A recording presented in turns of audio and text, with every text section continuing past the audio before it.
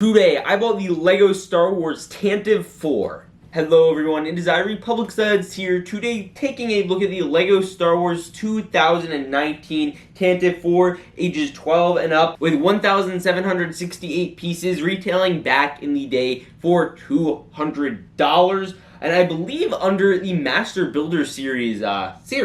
This was obviously a direct-to-consumer set. It's a very neat one. We are going to jump into all of it, but first, I am going to ask you all to smash that subscribe button if you love LEGO Star Wars. We love chapters throughout the whole video, and with that said, we're going to get right on into our review of this set. Okay, so first up is the box art.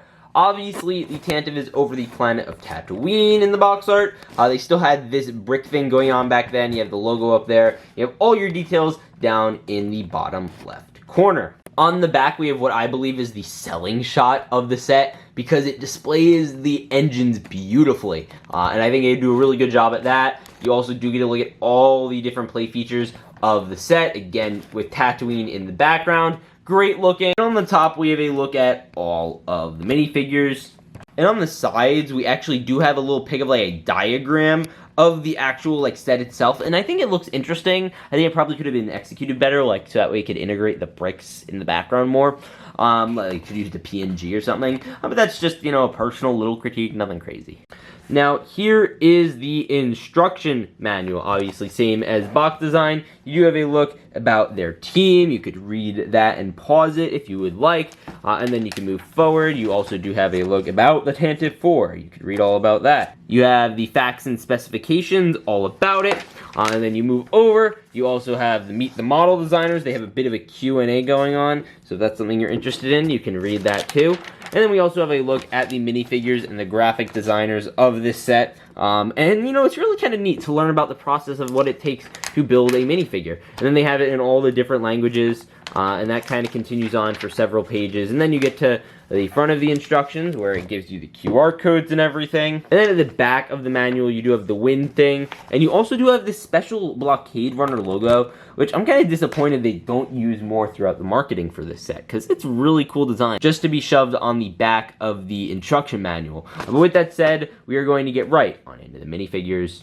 So first up, we have a look at the legend, Miss Princess Leia of Alderaan. This is obviously great. In the new Kenobi show, she looks great. But yeah, either way, here we go. Have a look at her front and back printing. She obviously comes with a dress piece, and they do give her a full blaster. And also, if you want to take off her dress piece, you can, because they do give you legs for if you want her to sit down, because she can't sit down with it, unfortunately. Could the legs have probably used some printing? Maybe, yeah, but I think it works just fine and dandy. I think it looks better with the dress, so if you're displaying it, do that. But still pretty cool. Next up, we have C-3PO and R2, obviously carriers of the Death Star plans. First up, we have R2, nothing special. He is not a new minifigure. We also have C-3PO up here, who again, I do not believe is a new minifigure to this set. Both iconic characters. I thought they should go together. Next up is Captain Antilles, who does indeed not have leg printing. But yeah, he's great. He does have the little Captain insignia. You can see it, those little dots on his chest. You also do have the face print. One of the most disappointing parts about this figure and this set by far is the lack of an inclusion of Vader, because I would want to be able to choke Captain Antilles on the Tantive 4, like in the movies. Yeah, but he comes with a nice blaster. Overall, very solid minifigure. Very, very cool. And then finally, you do have a singular Rebel Soldier minifigure. Obviously, no leg printing again. But he comes with an angry face and a bit of a just kind of like I don't really care face, oh, that's kind of cool face. He's again great. Really think they did a pretty good amount of figures for this set. Obviously, it's not like a Vader hallway scene or the opening hallway scene. It's just some nice Rebel troopers. And finally, here is arguably the best reason to buy this set that isn't the actual build itself, and it is Bail friggin' Organa. He looks epic. Again, no leg printing. But yes, he looks great, obviously, based off of his Rogue One appearance. I just want to see some more appearances from the prequels, maybe. Underrated character, first off. The fact it took them that long to make him blows my mind. I cannot believe it took them that long. There's the green cape. He comes with some nice back printing. Angry face, obviously. A little gray pistol. solid minifigure, very expensive nowadays. This guy's going to cost you upwards of $100 if you want to buy him, at least, which is nuts. But yeah, very cool guy. Honestly, one of the most solid figure selections. Again, I feel lacking a Darth Vader, but I think I can understand why they wouldn't include him here. Making for just an amazing, amazing collection of figures to get with this set. Just really couldn't have been better, in my opinion, other than that Vader.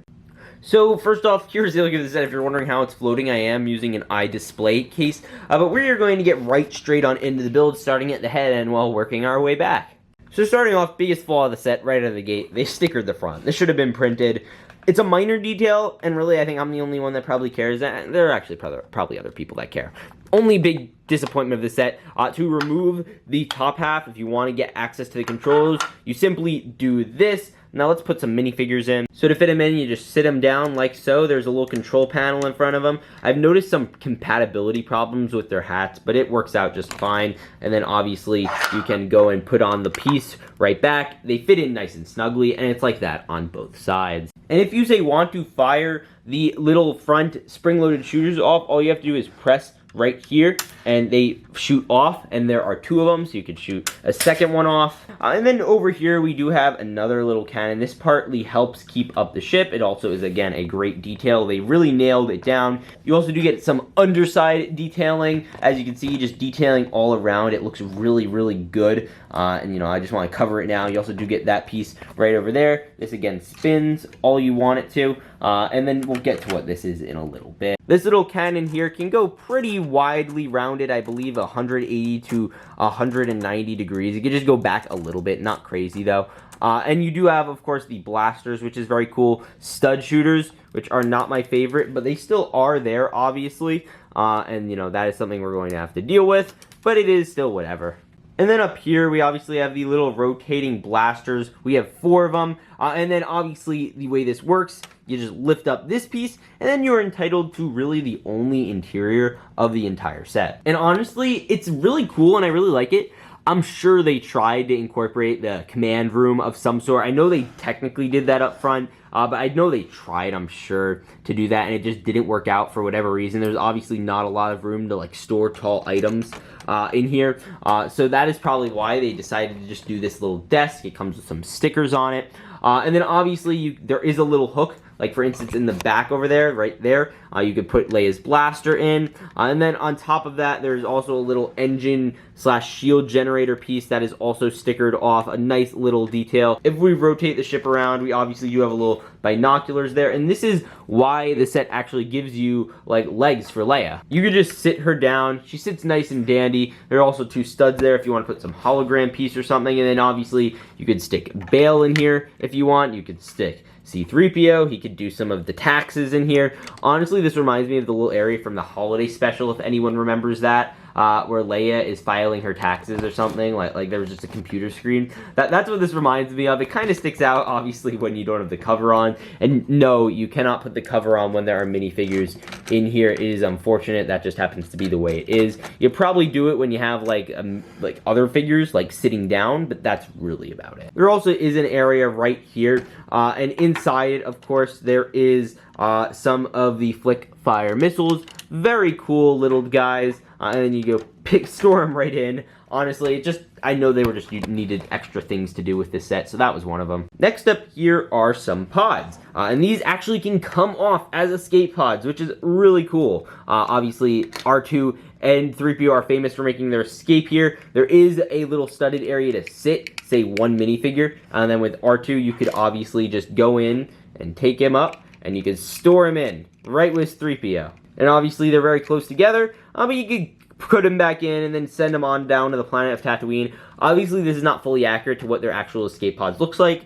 but it's a great usage of these particular pods on the set. I think they really nailed it. You don't really want to take them off for display purposes because it looks ugly. And we'll get to this in a second, but I do want to get into the back engines. Tantive's engines consistently have always been some of the coolest things in LEGO Star Wars just to see from a model perspective. They are just beyond cool.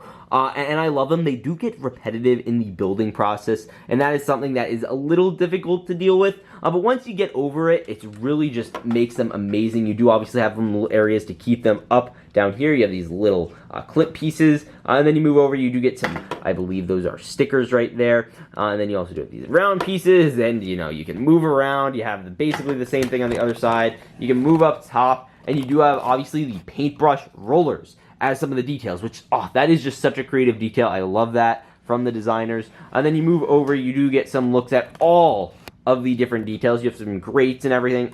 It is just, well, great.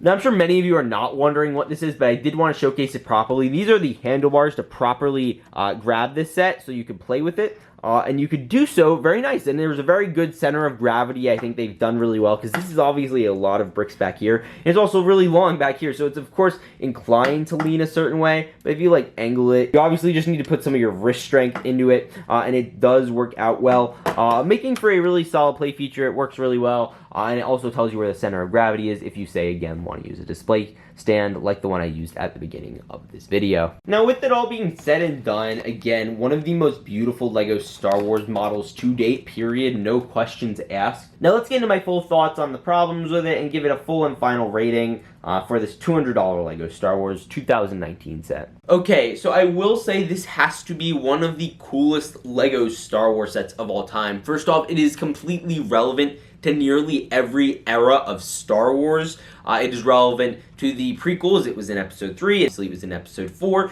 and it is relevant to the new movies, because this was obviously in episode 9 before the movie even came out, which was kind of good timing. And beyond that, it is just so cool. You have interior space to walk your minifigures around. You have some of the coolest back engines on any set, and I always love the way they do these on the Tantives. It's just, it looks amazing. There's not a lot to like play features with them, but they look cool, and it's an amazing set. You get escape pods that come off. Like, what? Also, the minifigures in this are great. The only thing I have a problem with, technically speaking, is there is no Darth Vader and Stormtrooper in here. I think that would have probably been better to include. But overall, it is great. I love, love, love the inclusion of Bail Organa. This is, I believe, Rogue One Bail, which is great still. I still appreciate it. Any Bail Organa is great. We haven't gotten him before, so this is our first ever version of him, which is amazing. We also obviously did get Captain Antilles. I honestly prefer the classic face of him like having little like Z's on his mouth. It was very funny. I'm not a fan they got rid of that figure selection, but still, it's a pretty amazing figure selection. Overall, the Tantive is a classic design. It's a little hard to mess up, which is, you know, why also LEGO did so well with it. With proportions-wise, I think, honestly, it probably could have been a little pudgier, like the actual vehicle itself, but I think this works fine for LEGO form. Everyone recognizes it. It's iconic, the first ever vehicle to ever appear in Star Wars for us all to see on the screen, and it's amazing that LEGO brought it back out for release again. In my opinion, what is one of the best Rebel vehicles of all time, and probably the best Rebel vehicle LEGO has produced, short of maybe some really out-of-this-world X-Wing. But either way, with that said, I want to hear your thoughts. I think this set is an easy 10 out of 10, $200, still great value. With that said, I will see you all in the next one. Remember to peace out and stay awesome.